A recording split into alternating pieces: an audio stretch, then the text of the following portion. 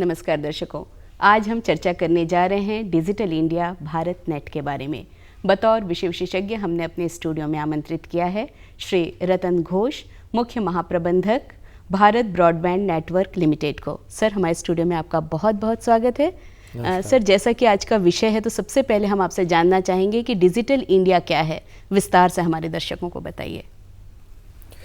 देखिए, digital India अगर हम एक शब्द में कहें तो इंटरनेट क्रांति है जी।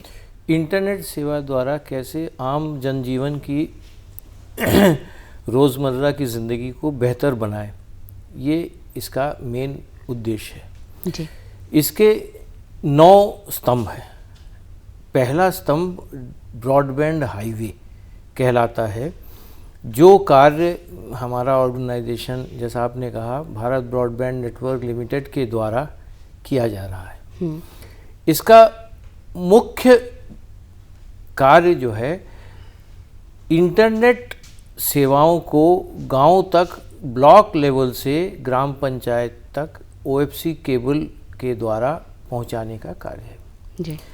देखिए, हम जानते हैं कि शहरी इलाके में या अर्बन एरियाज़ में तो सभी टेलीकॉम सर्विस प्रोवाइडर सेवाएं दे रहे हैं, चाहे वो वॉइस हो या डेटा सर्विस हो, जैसा कि ब्रॉडबैंड जी। लेकिन ग्रामीण इलाकों में उनकी पहुंच न के बराबर। तो भारत सरकार ने ये एक बड़ा प्रोजेक्ट बनाया है, जिसको कि एक स्पेशल पर्पस व्हीकल के द्वारा BBNL ऑर्गेनाइजेशन से देश में 2.5 लाख ग्राम पंचायत तक ऑप्टिकल फाइबर केबल बिछा करके इंटरनेट सर्विस को वहाँ तक पहुँचाने का कार्य ये किया जा रहा है जी। इसमें करीब 6 लाख किलोमीटर से ज़्यादा ऑप्टिकल फाइबर केबल बिछाई जाएगी। और इस प्रोजेक्ट की खासियत ये है कि ये एक सिंगल फाइबर, एक ही फाइबर पे एक उपकरण लगा के, जिसको कि हम लोग GPON उपकरण कहते हैं, इंटरनेट सेवाओं को पहुंचाया जाएगा। इस प्रोजेक्ट के अंतर्गत 24 फाइबर की केबल बिछाई जा रही है, जो कि अन्य कार्यों में इस्तेमाल होंगी। वो चाहे प्राइवेट सर्विस प्रोवाइडर यूज़ कर सकता है या सरकार अपने कार्य के लिए यूज़ कर सकती है जी। सर, ये भारत नेट प्रोजेक्ट ये क्या है? ये भारत नेट प्रोजेक्ट, ये मैंने बताया ना कि ये जो ब्रॉडबैंड हाईवे बनाने का कार्य, जो कि ग्रामीण इलाकों तक ऑप्टिकल फाइबर केबल बिछा करके वहाँ तक नेटवर्किंग की सुविधा पहुँचाना आपने बताया, ये ही भारत नेट इस प्रोजेक्ट का नाम है, इसकी संज्ञा दी गई है। और ये कार्य जो है सारे देश में शुरू हो गया है, जिसमें प्रथम चरण में 1 लाख ग्राम पंचायत को चिन्हित किया गया है। हमारे छत्तीसगढ़ प्रदेश में कुल 9,773 ग्राम पंचायत जी। उसमें से करीब 2,000 के आसपास 1973 स्पेशली इतने ग्राम पंचायत को इस प्रथम चरण में जोड़ने शामिल का किया गया है जी। और इसके एवरेज में हर ग्राम पंचायत में करीब 2.5 kilometre optical fibre cable laying हो रही है। तो टोटल छत्तीसगढ़ में करीब 6,000 किलोमीटर ऑप्टिकल फाइबर केबल इस प्रथम चरण में डालने का लक्ष्य है जी।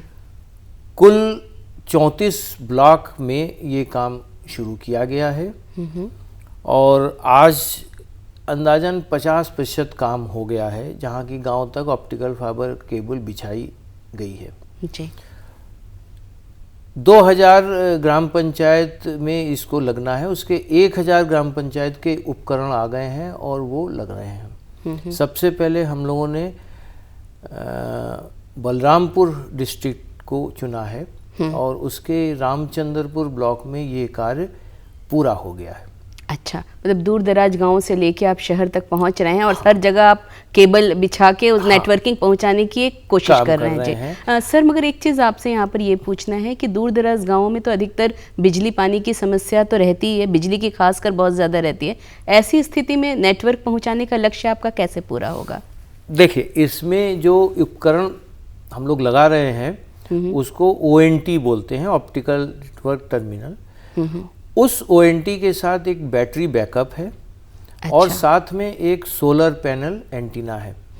जो सोलर पैनल और बैटरी बैकअप में 6 घंटे का बैकअप जो है वहाँ मिलता है। तो चूंकि गांव में बिजली की उपलब्धता 24 घंटे नहीं होती है, उसको ध्यान में रखते हुए इस स्पेशली डिजाइन्ड सोलर पैनल को दिया गया है, जिससे बिजली न होने पे भी इंटरनेट सुविधा बाधित न हो। जी, मतलब सप्लाई होती रहेगी बिजली की। और सोलर पैनल द्वारा और बैटरी बैकअप से हम उसको इंटरनेट सेवा जो है सुचारू रूप से चल सकता है। जी सर, ये जो डिजिटल इंडिया का जो कॉन्सेप्ट है, इसमें एजुकेशन को भी रखा गया है, तो इससे बच्चों और युवाओं को किस तरह से जोड़ा जाएगा, इसके बारे में हमारे दर्शकों को बताइए। देखिए, एजुकेशन जो है एक सिंपल हम शब्द में ये कह सकते हैं कि देखिए, आज जो एजुकेशन की सुविधाएं बड़े शहरों में उपलब्ध हैं, वो सुविधाएं गांव में नहीं हैं। हाँ। चाहे आप स्कूल कहें, कॉलेज कहें, अच्छे शिक्षक कहें, अच्छे कोचिंग सेंटर्स कहें, वगैरह वगैरह, किताबें कहें, नोट्स कहें। तो एजुकेशन क्या है कि अगर हम इंटरनेट के माध्यम से वर्चुअल क्लासरूम गांव में खोलें और शहरों और बड़े क्षेत्रों में जहां अच्छे शिक्षक हैं, अच्छे टीचर्स हैं, उनके लेक्चर्स को उन तक पहुंचाएं, बिना वो टीचर को गांव तक पहुंचे हुए या बिना बच्चों को शहर तक लाए हुए, तो इसमें क्या होगा, गांव के बच्चों का शिक्षा स्तर बढ़ेगा, उनको शहरी इलाकों के बच्चों के बराबर प्लेटफॉर्म मिलेगा पढ़ने का, और उसमें से जो मेधावी छात्र हैं वो आगे आ सकेंगे और शहरी इलाकों के बच्चों के साथ compete कर सकेंगे। जी, निश्चित तौर पर इससे उनको फायदा होगा, बहुत फायदा होगा। ये तो एक है। दूसरा है कि अगर जो स्टडी मटेरियल्स हैं, किताबें हैं वगैरह, ये सब अगर इंटरनेट के माध्यम से सॉफ्ट कॉपी में उनको उपलब्ध हो, तो एक तो इसमें पैसे की बचत होगी। बिल्कुल। दूसरा जो है वो उनको कहीं जाना नहीं पड़ेगा, वहीं पे गांव में ही ये चीज़ होगा। तो एक तरह से एक क्रांति है कि इस क्रांति मतलब वर्चुअली जो है, आर्टिफिशियली हम गांव में वही सेटअप तैयार कर रहे हैं जो बड़े शहरों और बड़े जगहों में उपलब्ध है। बिल्कुल, निश्चित तौर पे सर, क्योंकि गांव में अधिकतर कुछ किताबें ऐसी होती हैं पढ़ने की जो सिर्फ शहर में ही उपलब्ध होती है और गांव के बच्चे उससे वंचित रह जाते हैं। तो इस सुविधा से उनको निश्चित तौर पर बहुत ज़्यादा लाभ मिलेगा ही। सर, यहाँ पर एक चीज़ डिजिटल इंडिया में मैंने पढ़ा था कि ई-गवर्नेंस भी आ रहा है, तो उससे आम जनता को किस तरह से फ़ायदा होगा, कैसे सहायता होगी उनकी? देखिए, आज के दिन सरकारी योजनाएं, चाहे केंद्र सरकार की हों चाहे राज्य सरकार की हों, वो गांव, दूर दराज के गांवों तक पहुंचाना सुचारू रूप से, ये एक बहुत बड़ा कार्य है, बहुत बड़ा लक्ष्य है। जी। तो आज देखिए, छोटी छोटी जो रोज़मर्रा की चीज़ों के लिए गांव का आदमी को या तो ब्लॉक हेडक्वार्टर आना पड़ता है या जिला स्तर पे या रायपुर शहर में आना पड़ता है। अगर ये सुविधाएं उनको उनके गांव में ही मिल जाएं, तो उनकी जीवन स्तर में एक बहुत बड़ा बदलाव आएगा। अब वो गांव में कैसे मिल सकता है? ये इंटरनेट क्रांति के द्वारा। देखिए, गांव में लोगों की मुख्य तरह की जो ज़रूरतें हैं, जैसे बर्थ सर्टिफिकेट है, लैंड रिकॉर्ड्स है, जन्म मृत्यु प्रमाण पत्र हैं, आधार कार्ड है, राशन कार्ड है, वगैरह तमाम तरह की सेवाएं जो गांव में जो कॉमन सर्विस सेंटर है उसके माध्यम से वहाँ पे उनको मिले, तो उनको कहीं जाने की ज़रूरत नहीं है। जी। तो ये कॉमन सर्विस सेंटर को जोड़ने का जो प्लेटफॉर्म है वो इंटरनेट है। वही इंटरनेट बैंडविड्थ जो हम लोग प्रोवाइड कर रहे हैं, हर ग्राम पंचायत में 100 Mbps का बैंडविड्थ दे रहे हैं, जो कि सफिशिएंट है इन सेवाओं को उस ग्राम पंचायत में सुचारू रूप से चलाने के लिए। अच्छा, तो इसमें सभी तरह की जितनी शासकीय सुविधाएं हैं, योजनाएं हैं और जो जिस भी तरह की जानकारी है, वो सब गांव के लोगों को उपलब्ध हो जाएंगे। सब गांव को, जो वही मैं कह रहा हूँ ना कि आज जो चीज़ें आपको बड़े शहरों में उपलब्ध हैं, जो गांव में नहीं है, वो चीज़ वर्चुअली आपको इंटरनेट के माध्यम से वहाँ उपलब्ध रहेगा। तो क्या इस जो ई गवर्नेंस में जो अगर कोई शिकायतें करना चाहेगा, कोई ग्रामीण है या कोई किसी तरह का, तो उसमें भी उस तरह का वेबसाइट डिज़ाइन किया जाएगा जिसमें वो अपनी शिकायतें भी दर्ज करा सके? जी देखिए, ये हर सेवा जो है उनका अलग-अलग तरह का ग्रीवांस होगा। के पोर्टल्स भी होते हैं। उसमें 2 तरह के ग्रीवांस आप या तो फिजिकली एप्लीकेशन हार्ड कॉपी में दे सकते हैं, इवन बहुत से ग्रीवांस आजकल ऑनलाइन भी दिया जा सकता है जी। तो वो भी सेवा है। अगर किसी को ग्रीवांस है तो वहाँ पे गांव में राज्य सरकार की तरफ से VLE अपॉइंट किया गया है, विलेज लेवल एंटरप्रेन्योर। वो कंप्यूटर शिक्षित हैं और वो इसमें गांव वालों को असिस्ट करेंगे कि उनकी शिकायतों को कैसे उसमें दर्ज, ऑनलाइन जहाँ पे सुविधा है उसको दर्ज करके वहाँ तक पहुँचाइए। मतलब उनके मदद के लिए अलग से एक वो रखा गया है। जी, हर गांव ग्राम पंचायत में जो कॉमन सर्विस सेंटर्स बनेंगे वहाँ पे जो लोग रहेंगे वो ये सब काम जो है करेंगे इसको सुचारू रूप से। जी सर, ई एग्रीकल्चर भी एक कॉन्सेप्ट आ रहा है, तो किसानों को किस तरह से जोड़ा जाएगा उसमें? देखिए, और क्या क्या उनको योजनाओं का लाभ मिलेगा उससे? देखिए, हमारे देश की 70% करीब जनसंख्या गांव में बसती है और उनकी रोजगार गांव में ही है और मुख्यतः रोजगार खेती और खेती से जुड़े हुए कार्य हैं। अब आज किसान जो है उस खेती को करने के लिए उसको जो चीज़ें की आवश्यकता होती है उसके लिए उसको कभी ब्लॉक हेडक्वार्टर तक जाना पड़ता है, कभी जिला स्तर पर जाना पड़ता है। जो एग्रीकल्चर के साइंटिस्ट हैं वो बड़े शहरों में, बड़ी जगह में ही उपलब्ध हैं, हर गांव में उनकी उपलब्धता नहीं है। जो एग्रीकल्चर के मार्केट्स हैं वो चुनिंदा जगह में ही है, हर गांव में उपलब्ध नहीं है। तो अगर आप एग्रीकल्चर रिलेटेड कार्य को देखें और उसमें ई एग्रीकल्चर का उपयोग अगर करें तो देखिए आपको गांव का मार्केट वर्चुअली इंटरनेट पे मिल जाएगा और किसान जो है उसको जब पता चलेगा कि भाई ये सामान यहाँ पे उसके अच्छे दाम मिलेंगे तो उस तरह से वो उसको बेच सकता है ई एग्रीकल्चर के माध्यम से। उसको ई एग्रीकल्चर की तमाम जो चीज़ें हैं जैसे वेदर रिपोर्ट्स, मिट्टी की जांच और खाद है, सीड्स हैं, सब तरह की जानकारी उसको इंटरनेट के माध्यम से उपलब्ध कराई जाएंगी।